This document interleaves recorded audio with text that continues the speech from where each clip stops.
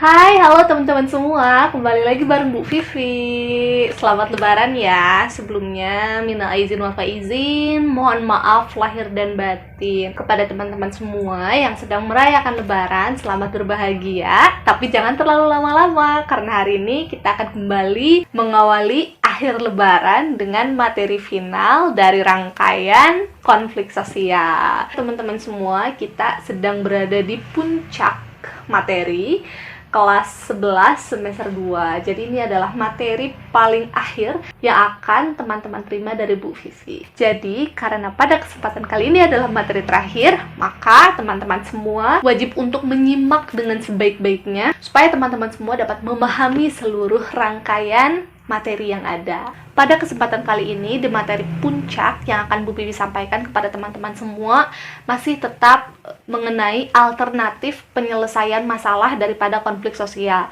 Nah, alternatif penyelesaian masalah dari konflik sosial kali ini adalah mediasi atau disebut juga sebagai pihak ketiga.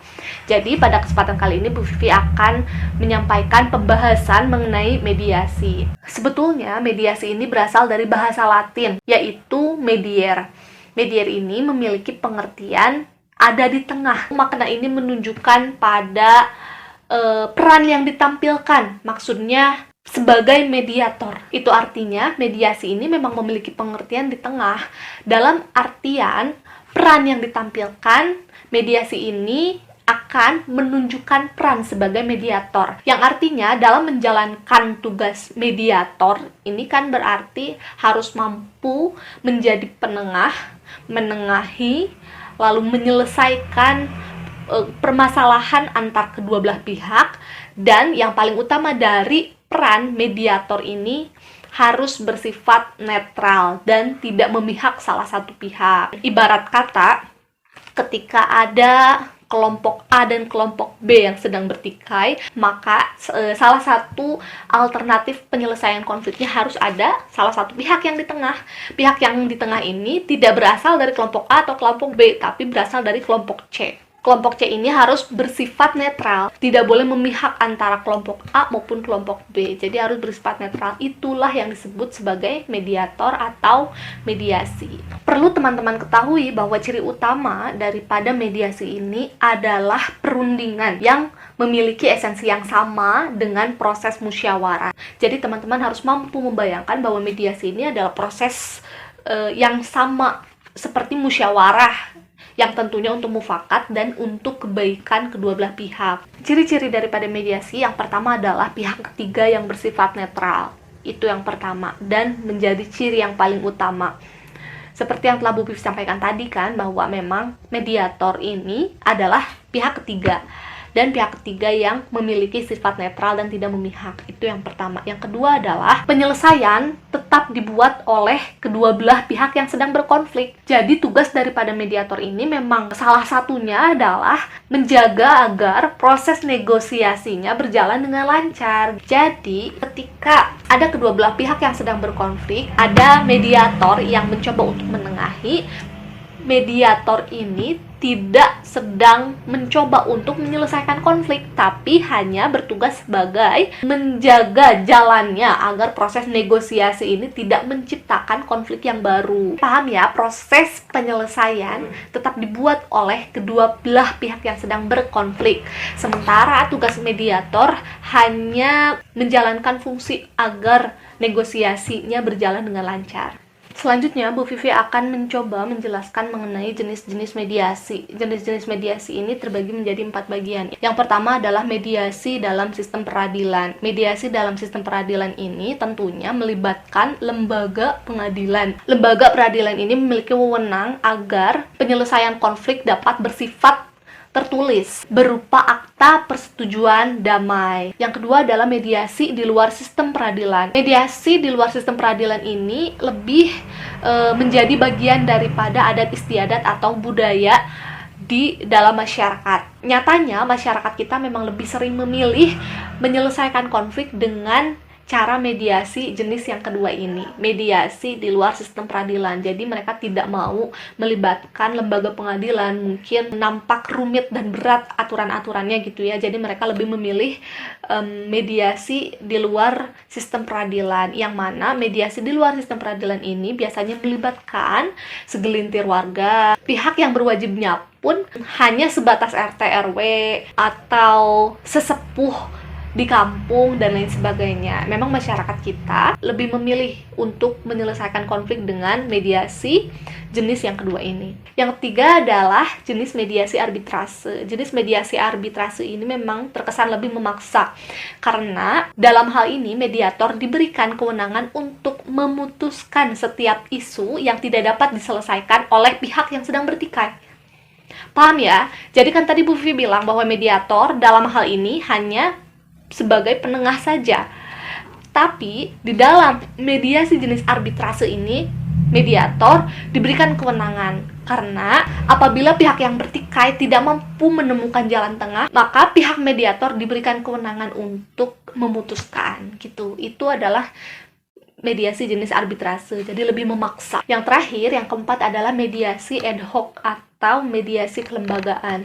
Di dalam mediasi kelembagaan ini memang ada sebuah lembaga yang bersifat menyediakan jasa mediator. Jadi antar kedua belah pihak yang sedang bertikai boleh memilih mediatornya tersendiri untuk membantu para pihak yang sedang bertikai. Mungkin sederhananya jasa atau lembaga mediator ini sama artinya dengan jasa pengacara gitu. Jadi para pihak yang sedang berkonflik boleh memilih pengacara atau pihak mediator mereka masing-masing. Selanjutnya Bu Vivi akan menjelaskan peranan-peranan mediator. Yang pertama adalah menyelenggarakan pertemuan. Tentu saja mediator ini harus memiliki jadwal untuk mempertemukan kedua belah pihak yang sedang bertikai. Itu yang pertama.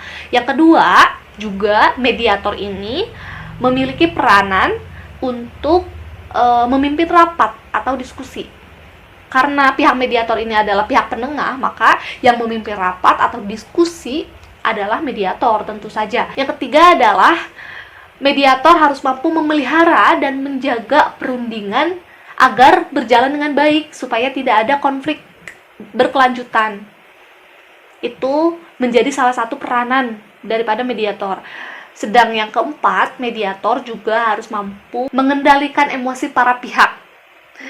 Salah satu hal yang penting keberadaan daripada mediator ini harus mampu mengendalikan emosi supaya tidak ada pihak-pihak yang tersulut emosi, sehingga tidak ada kursi terbang, piring terbang, dan lain sebagainya gitu ya.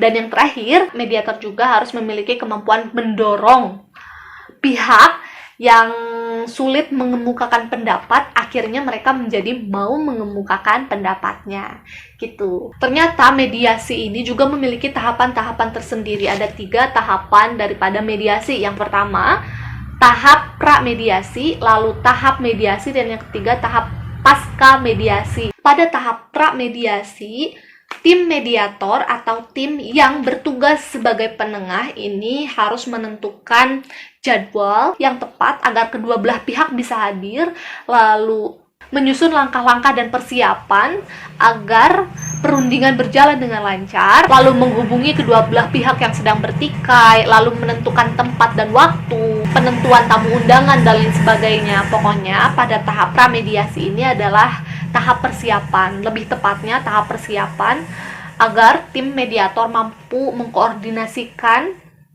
proses berjalannya mediasi dengan baik kepada kedua belah pihak yang sedang berkonflik.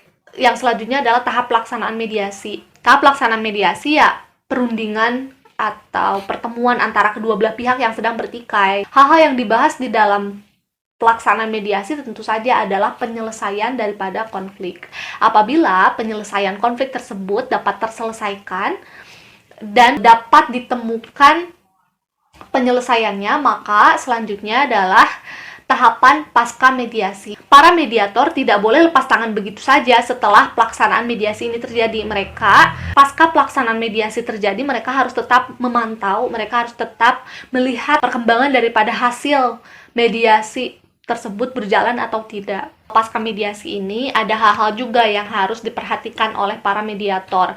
Biasanya komunikasi antar kedua belah pihak yang sedang berkonflik lancar atau tidak.